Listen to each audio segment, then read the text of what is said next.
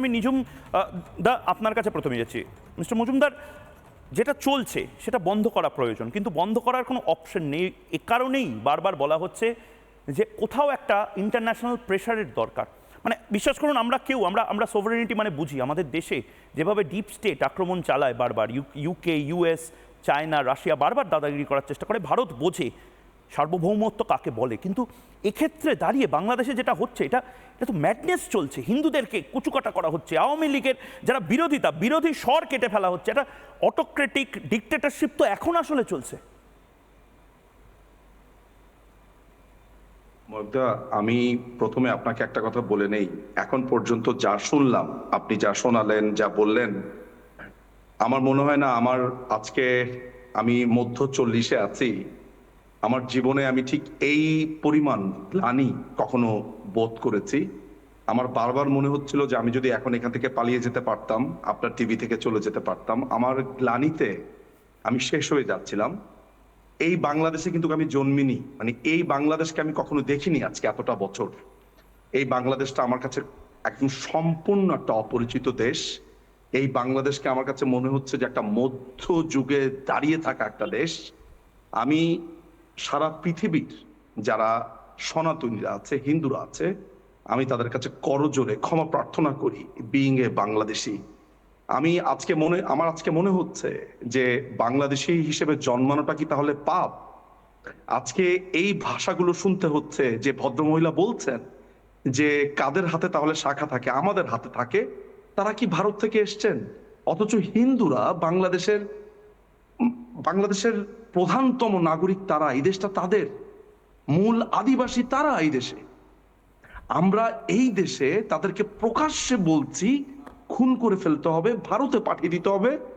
অথচ বাংলাদেশের যারা মানবাধিকার যারা কাজ করেন, এই যে সুলতানা কামালের কথা বলেন, এই যে বড় বড় আপনার বিভিন্ন অর্গানাইজেশন গুলো আছে, তারা আজকে মুখে কুলু পেটে বসে আছে। অথচ আওয়ামী লীগ পান থেকে চুন খসলে শেখ হাসিনার পিন্ডি চটকাতো এরা, আমাদের মাননীয় প্রধানমন্ত্রীর পিন্ডি চটকাতো। আজকে তারা কোথায়? বাংলাদেশে 20 কোটি মানুষ, আমি ধরে নিলাম যে 20 কোটির মধ্যে 18 কোটি ধরা যাক খারাপ, আমি ধরে নিলাম 2 কোটি মানুষের কথা বলবার ক্ষমতা নেই। আজকে বিশ্বাস করেন ময়ূবদা, আমার কাছে মনে হচ্ছে যে আপনারা আজকে সিম্পলি এমন একটা গ্লানি আমাকে দিলেন, এটা একটা দুঃস্বপ্নের মতো, এটা একটা ভয়ঙ্কর দুঃস্বপ্ন। আমার নিজের কানে শুনতে হচ্ছে যেই দেশের নাম গণপ্রজাতন্ত্রী বাংলাদেশ, যেই দেশের 72-এর সংবিধানের প্রধানতম স্তম্ভ হচ্ছে ধর্ম নিরপেক্ষতা। জাতির জনক বঙ্গবন্ধু এই ধর্মকে ভাঙতে চেয়েছিলেন পাকিস্তান, এই পাকিস্তানের এই ধর্ম শেষ করে দিয়েছিল আমাদেরকে। আজকে আমাদেরকে, আপনি বিশ্বাস করবেন কিনা জানি না, এই যে আজকে হিন্দুদের উপর অত্যাচার হচ্ছে, আপনি কি জানেন আজকে জামালপুরে, আজকে আপনার দরগাতে, মানে মুসলমানদের সুফিস্ট যারা আছে সেখানে আক্রমণ হয়েছে। হিন্দুদেরকে হিন্দুদেরকে তারা বিতাড়িত করবে, একটা সময় মুসলমানদেরকে তারা আলাদা করবে যে ও ভালো মুসলিম না, আমি ভালো মুসলিম। তখন যখন আলাদা হয়ে যাবে, তখন বলবে যে ওই মুসলিমটা ভালো করে পাঞ্জাবি পড়তে পারেনি, ফলে সে খারাপ পাঞ্জাবিওয়ালা মুসলিম, আমি ভালো পাঞ্জাবিওয়ালা মুসলিম। এই যে বিভাজন করছে এই মৌলবাদীরা, এই মৌলবাদীদেরকে থামাতে হবে। ভারত এই ক্ষেত্রে একটা বড় ভূমিকা রাখতে পারে, আপনারা অনেক বড় ভূমিকা রাখতে পারেন। এই যে সেনাবাহিনীর ওয়াকার বসে আছে, এ সবচাইতে বড় মৌলবাদী, এই ওয়াকার সবচাইতে বড় মৌলবাদী। নিজুম মজুমদার, আমার নিজের খারাপ লাগছে, আপনি নিজে নির্বাসিত হয়ে আছেন, আপনি নির্বাসিত হয়ে বাইরে রয়েছেন এবং আপনি এভাবে লজ্জিত হচ্ছেন। প্লিজ হবেন না। তার কারণ বাংলাদেশকে আমরাও, ইন্দিরা গান্ধী, আমাদের ম্যাডাম ইন্দিরা গান্ধী, প্রাক্তন প্রধানমন্ত্রী, বাংলাদেশকে এভাবে দেখতে চাইনি। ওনারাও যদি বেঁচে থাকতেন খুব কষ্ট পেতেন।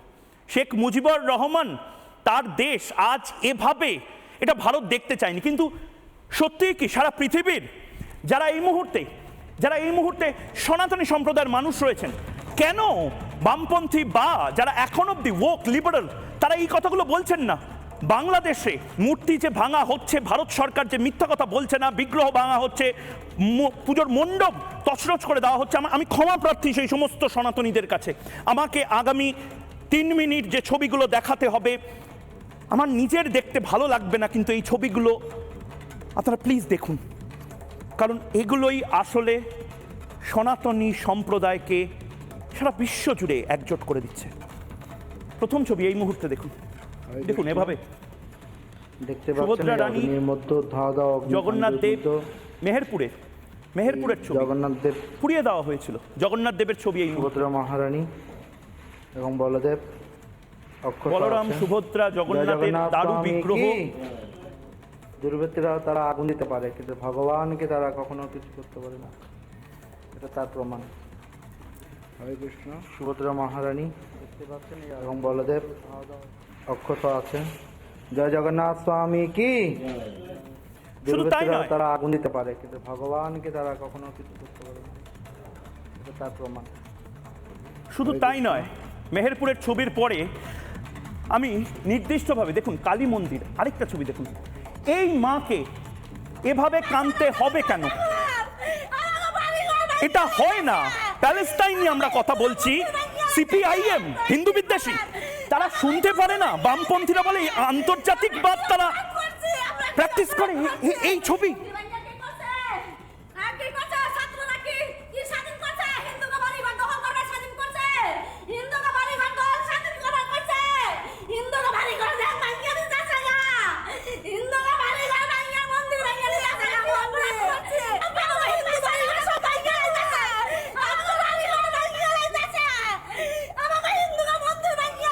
এর একটা ছবিও যদি প্যালেস্টাইন থেকে আসতো, ভারত থেকে আসতো, এর একটা ছবিও যদি এই মুহূর্তে ইউনাইটেড স্টেটস বা ইউনাইটেড কিংডম থেকে আসতো, রাশিয়া থেকে আসতো, গোটা বিশ্ব থেকে ঝাঁপিয়ে পড়তো মানবাধিকার কর্মী, ভোক, লিবারাল, টুকরে টুকরে গ্যাং, বামপন্থীরা, মেকি ধর্মনিরপেক্ষ, সেকুলাররা।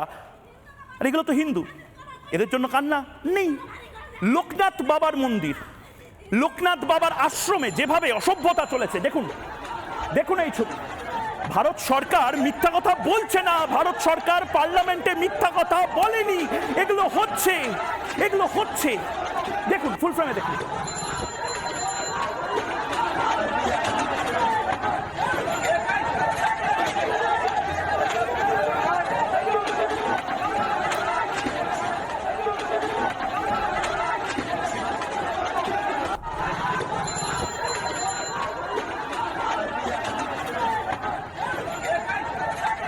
নানা ধরনের কন্টেন্ট দেখার জন্য লাইক করুন, শেয়ার করুন আমাদের ফেসবুক পেজ, সাবস্ক্রাইব করুন আমাদের ইউটিউব চ্যানেল।